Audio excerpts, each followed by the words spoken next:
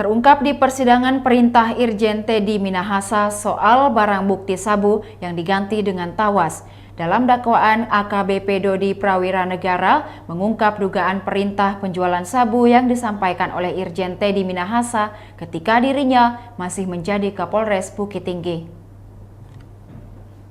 Saat itu Polres Bukit Tinggi baru saja mengungkapkan peredaran sabu dengan total berat 41,387 kg dan hendak dimusnahkan.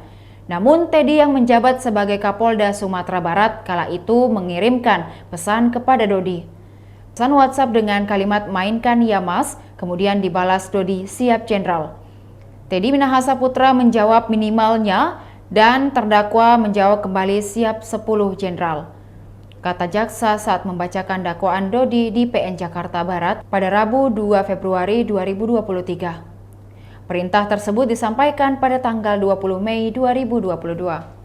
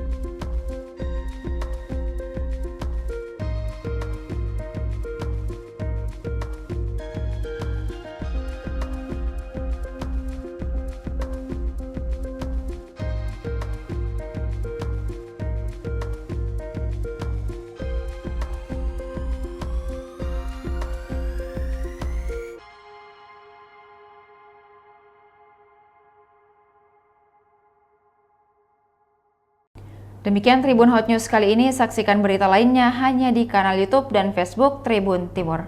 Masih sudah nonton? Jangan lupa like, subscribe, dan share ya!